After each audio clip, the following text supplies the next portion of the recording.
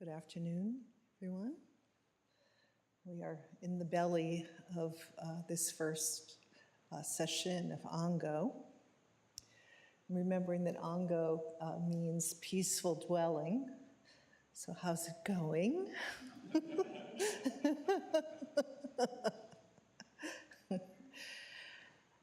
Yeah, this is kind of what we're here for. How do we dwell peacefully with all of the fixation and the negative karma and the very difficult memories and all of the things and all of the delusion that is just sort of like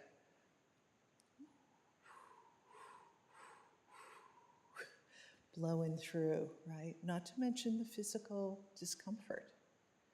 There's a lot, right? This is Bodhisattva training. We are learning how to be peaceful in the midst of the fire. We're learning how to be the lotus in the fire. Pure and simple.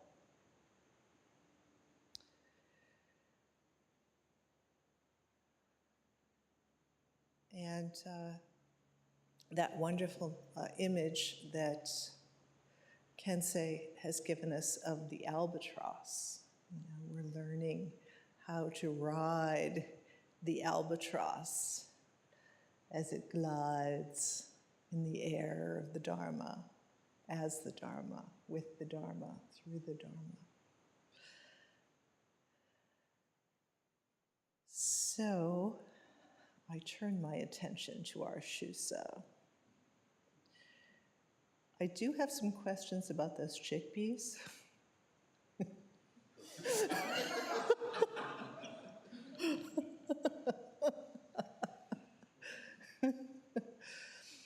And a few other things.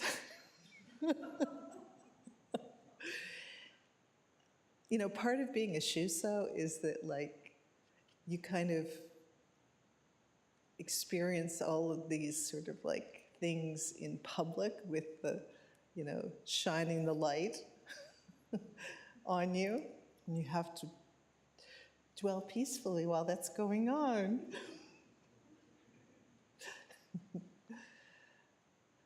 James famously said, if you don't fall flat on your face in public, you're not yet a true Zen student. So, not that you have, so far, except for those chickpeas.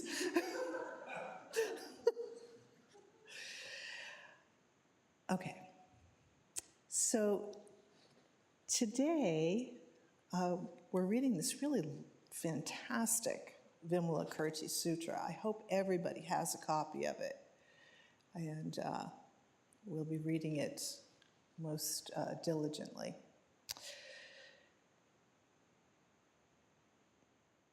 From the Vimalakirti Sutra. The setup is that Vimalakirti has manifested sickness, and he's wondering if the Buddha, his friend, has noticed if he's sick. And the Buddha does notice, and he wants to send folks to go see him. And he asked one person to go, Shariputra, and Shariputra was like, not sure I want to go. So he asked Mahamodgyalyani, who was apparently a very high bodhisattva. Please go to Vimalakirti and inquire about his illness.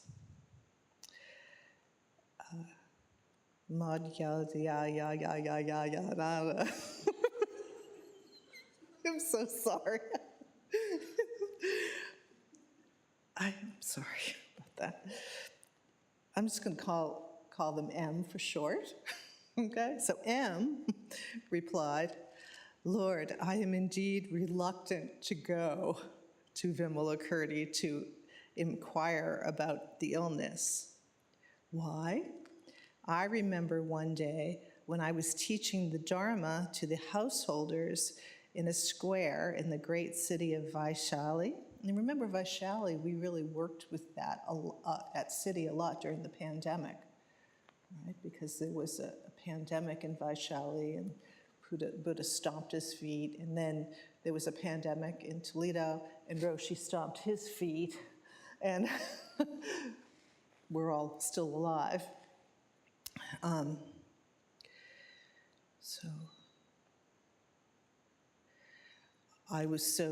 says, I was teaching the Dharma to householders in Vaishali, and Vimalakirti came along and said to me, Reverend M, that is not the way to teach the Dharma to the householders in their white clothes. The Dharma must be taught according to reality.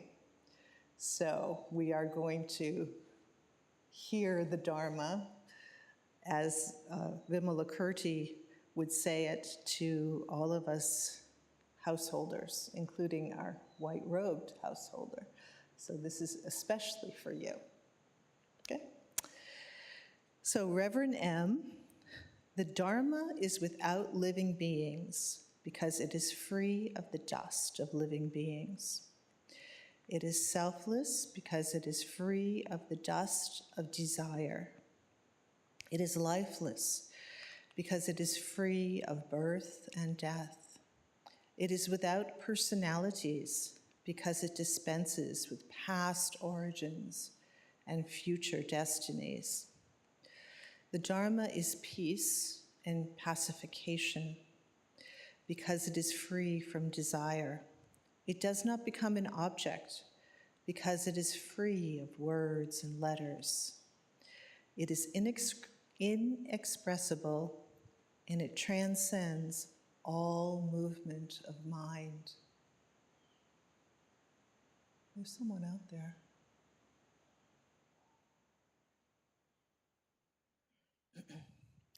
The Dharma is omnipresent because it is like infinite space. It is without color, mark, or shape because it is free of all process. It is without the concept of mine because it is free of the habitual notion of possession. It is without ideation because it is free of mind, thought, or consciousness. It is incomparable because it has no antithesis. It is without presumption of conditionality because it does not conform to causes. It permeates evenly all things because all are included in the ultimate realm. It conforms to reality by means of the process of non-conformity. It abides at the reality limit, for it is utterly without fluctuation. It is immovable because it is independent of the 6 objects of sense. It is without coming and going, for it never stands still. It is comprised by voidness. It is remarkable through signlessness and is free of presumption and repudiation because of wishlessness. It is without establishment and rejection, without birth or destruction. It is without any fundamental consciousness, transcending the range of eye, ear, nose, tongue, body, and thought. It is without highness or lowness. It abides without movement or activity. So, what kind of a teaching are we getting here? It's really important when you're listening to the Dharma to know where you are in the process, so you can just completely go deep into it and not have this thing where, well, but over here it says this and that contradicts that, right? What about saving all the beings? So here, as soon as you hear these words that are pointing to the absolute, you know you're in the paramita of wisdom, right? You know you're in the realm of concentration in wisdom. And these particular teachings are exactly suited to the moment that we're in. Because sesshin is primarily for the cultivation of concentration and wisdom, right? It's all set up so that we can forget about all of the usual ways that we move around the world. Because, why is the because?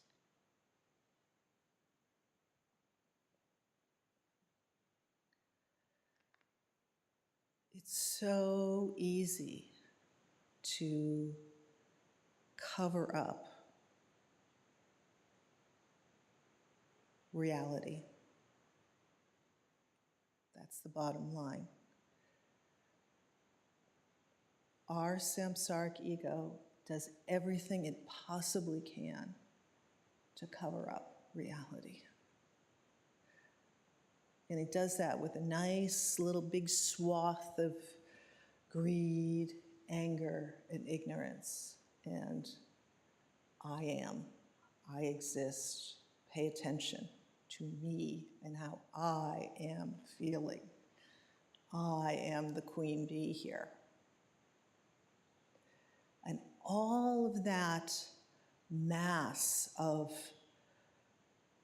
story and thickness and heaviness and seeming like this big fat elephant that's sitting on your head, right?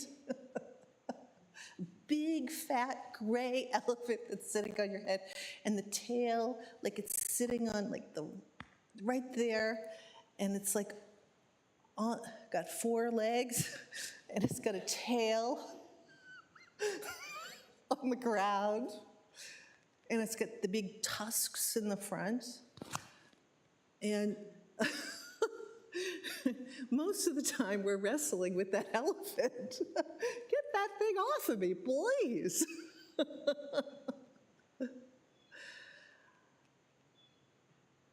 So of course we come to sesshin, and the elephant is so happy because it gets to really sit there and twitch its tail. Doop, doop, doop, doop, doop, doop, doop.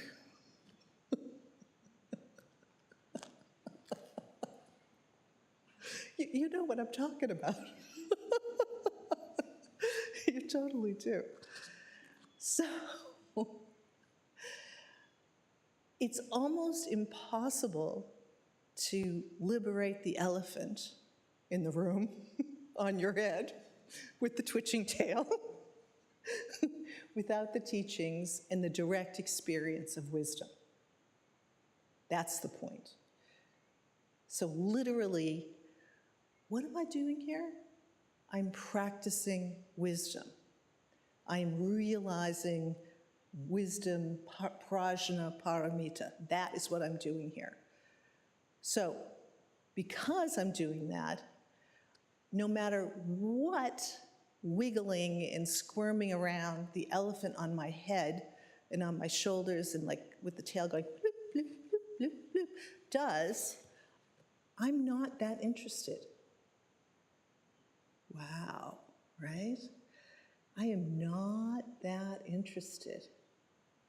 I am studying reality, which includes this interesting thing going on with the tail. Bloop, bloop, bloop, bloop, bloop.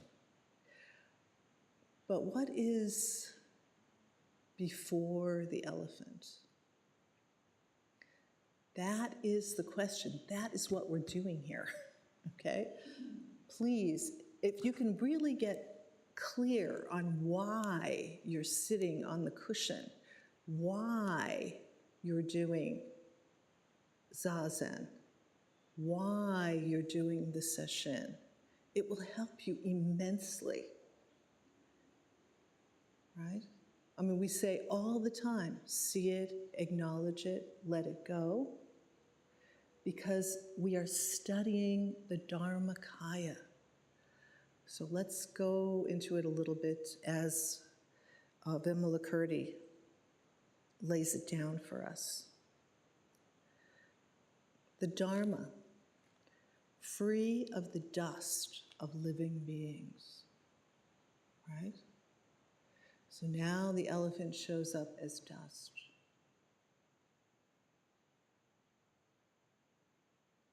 Free, I would say, in and of the dust.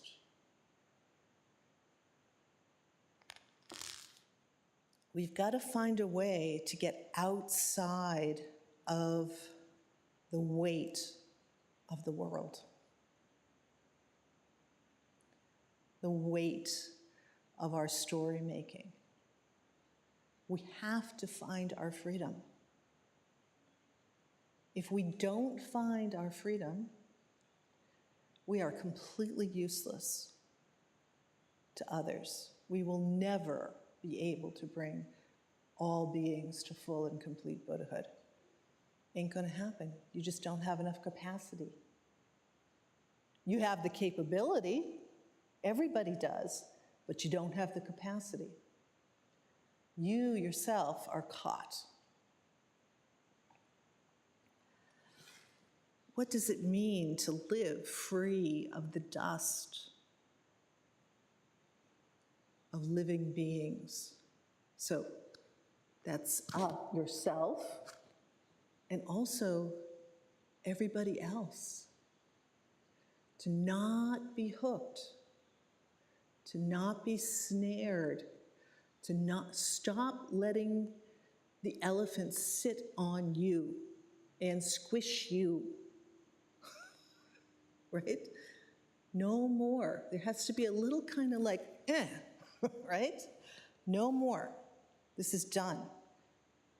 I've seen the builder of this house, and I will build no more, says the Buddha. I will take out all of the pegs. We're done with that. And you have to be okay with being done with that. Are you okay with being done with that? Are you okay with being done with that? Good.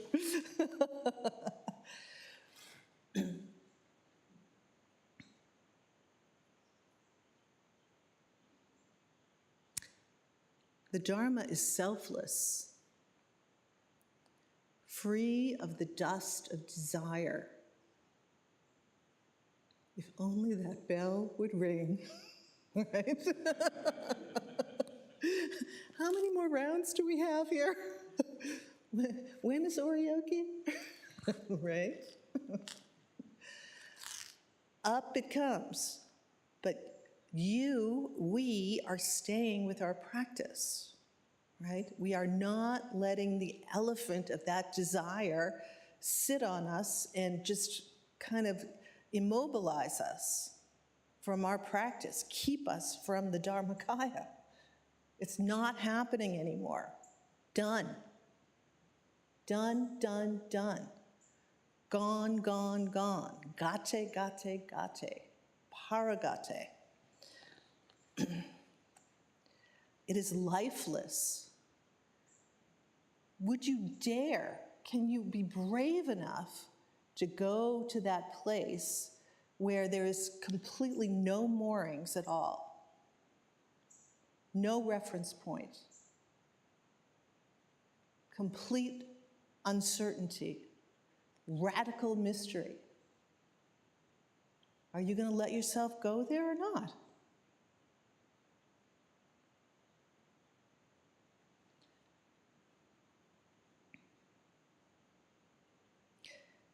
You know, there's a koan about a monk attending a roshi going to a funeral, and I think it's where she taps on the casket and says to the monk, alive or dead, alive or dead, alive or dead. And no, well, somehow these are the words, alive or dead, alive or dead. And then the response is, I won't say, I won't say, I won't say.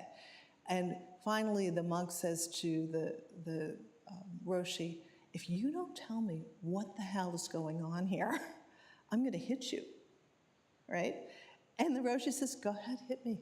I won't say, I won't say, right? So profoundly merged with this great mystery of far, far, far beyond words and letters and the capacity of expression, right? And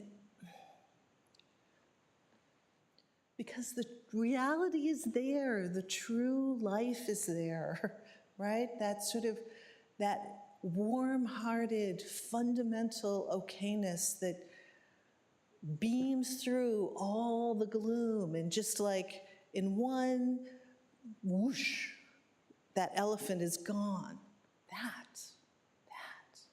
That's what we're practicing. That. It is without personality. It dispenses with past origins and future destinies. So stop giving a damn about what happened in the past and what's going to happen in the future. Can you do that? Oh, my life, right? But my life, all the things that have happened to me, look at how bad it's been, right? Free of past and future. Trust me, we're all dying, we're all going, and we're going to be free of past and future, at least this lifetime, and we'll see what happens the next, right? But why not die now? Why not experience now? What is that ultimate freedom of being not bound by all of your past karma, or your fear or trepidation about what's going to happen in the future?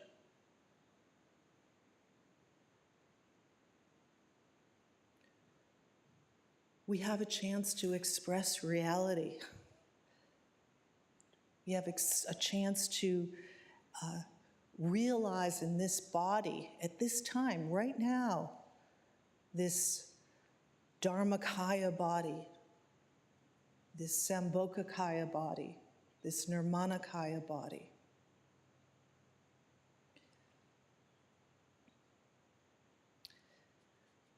The Dharma is peace and pacification.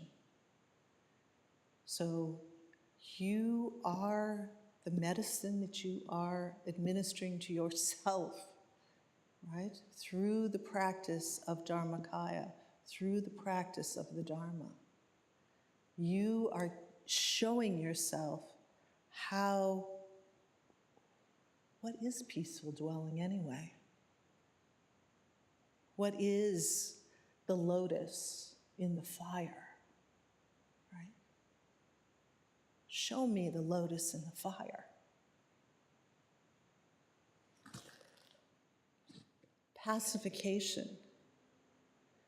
Man, as soon as that cray-cray stuff comes up, liberation upon contact. You're just not putting up with it anymore. Been there, done that. What is the truth of this moment? What is the warm-hearted, spacious, loving practice of encountering one Dharma and practicing one Dharma here, right now? The merit of that is incalculable. That pervades everywhere.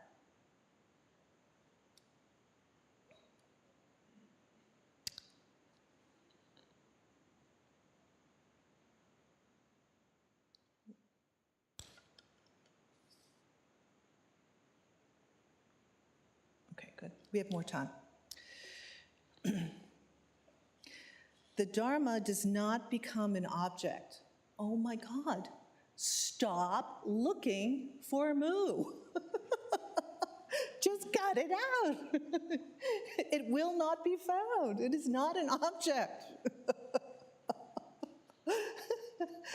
And stop sort of trying to calibrate like, ooh, I think that was a moment of moo. Ooh, I feel that in my leg right down there. Ooh, you know? Just moo. You have no idea. Moo is total mystery. Moo is inexpressible, yet can be totally expressed and is always being expressed. How is that possible? The Dharma transcends all movement of mind. I mean, just get that one phrase. The Dharma transcends all movement of mind. So when your mind is moving, oh, that's sort of interesting. Can you do that? Interesting, but what transcends all the movement of your mind?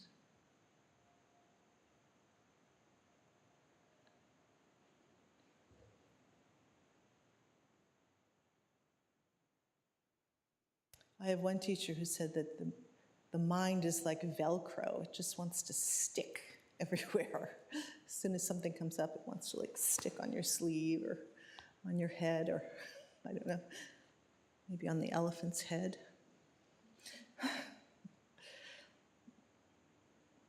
The Dharma is omnipresent, like infinite space. Can you merge with omnipresence and infinite space?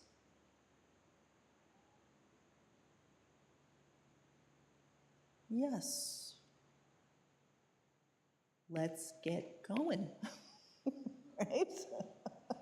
If you're doing something else, cut it out, right? Seriously, you know, with a chuckle and a little twinkle in your eye. Oh, my work is merging with omnipresent space, right? And you know, honestly, it's really nice. It feels really good in that sort of feeling kind of way, right? It really does. You instinctively feel the trust in that and the reliance of that and that warm-heartedness of that and the profound release of that. You do. If you give yourself a chance, you do. It is without color, mark, or shape, free of all process, free of the concept of mine,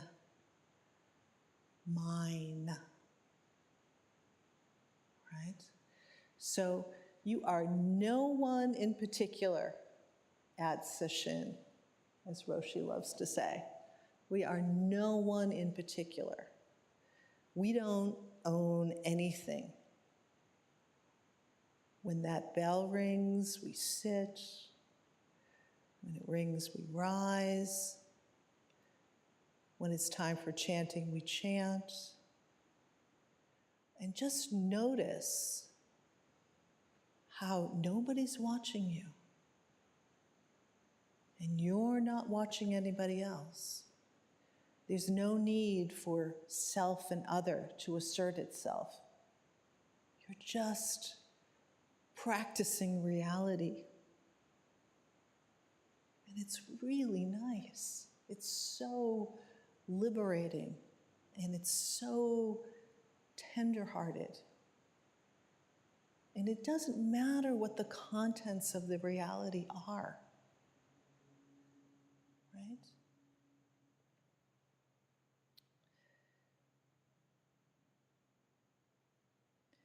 incomparable.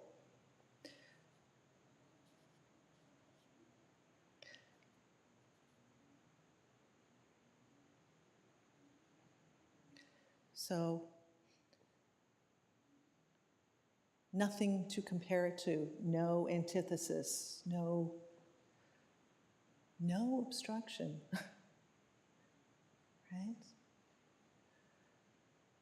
What is that direct experience of no obstruction? Total freedom of mind and heart. Even though we're in these clunky bodies that definitely run into things. There are things we run into. I'll grant you that.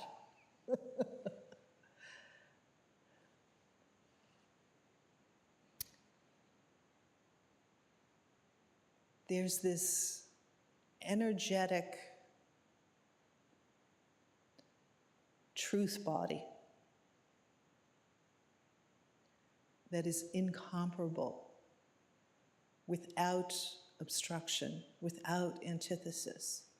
And it is you and it is me, and that is what we're practicing, right? And you can see right away, oh my God, if I actually did all these things, if I actually practiced this way, I would feel pretty free, right? I would be free in this body. I would be free. I would know how to handle the fire, the lotus in the fire. And because I know how to handle it, sky's the limit, right? I can help so many people. Right? And it's not even that you have to try to help them. There's the signature, the energy signature of your body and your heart and your mind and your soul, your very being, shifts, right? So when people come into contact with you in the Buddha field that is you, healing, restoration, clarity, reality is before them. So that's what Vimalakirti taught to the white-robed monks, and he was actually not happy with Reverend M because Reverend M didn't go right there.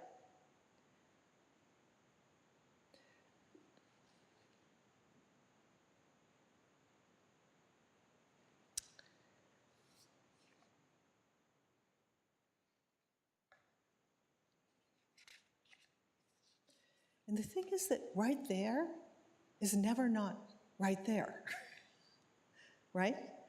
So the opportunity to be right there is always right there. I know that sounds kind of wacky, but it's right here. So what are we waiting for? What is in the way? There's nothing in the way, actually, because it's all right here. Cannot be obstructed.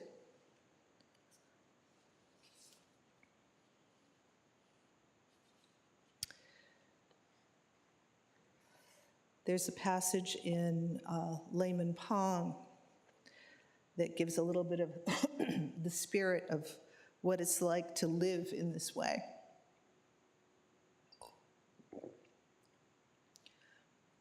One day, when the laymen in Sungshan were out for a walk, they saw an ox plowing the fields. The layman pointed to the ox and said, "Having the time of their life, but they don't know anything about it." Right?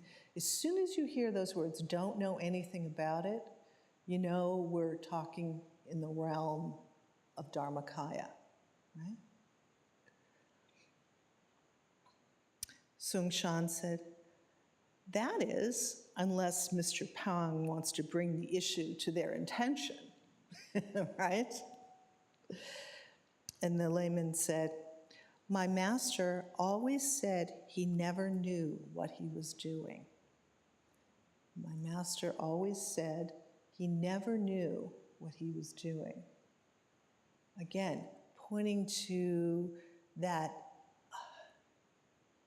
body of the absolute that is always present, that body of mystery, that body of inconceivable reality, that body of no fixed self, no fixed ideas, this radical openness, this radical acceptance.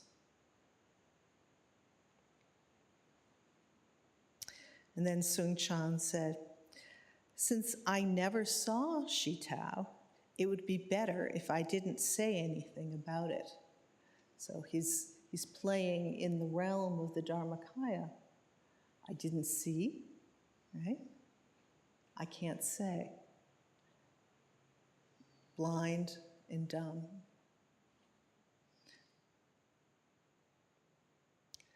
So the layman pushes him a little bit more. What would you have said after you'd seen him? So now we're in the realm of the relative. You've seen him. What would you say? We're in the realm of time. And Sung Chan, that was his response, right? And you can feel the integration of that, and you can feel how they're playing with each other in the Dharma. And that's what we're doing. We want to play with each other in the Dharma. We want to be able to go back and forth and enjoy our Dharma practice. So,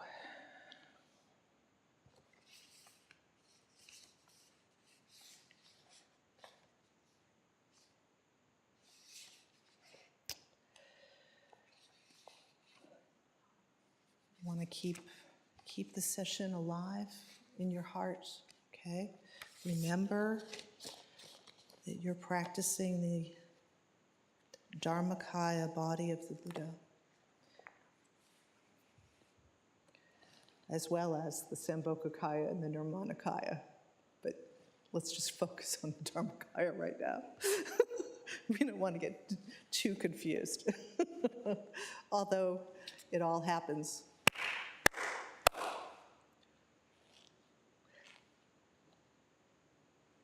Dedicate the merit of this talk to all beings throughout space and time. May this be the cause of their full and complete Buddhahood. May we take them there, everyone without exception. May it be so.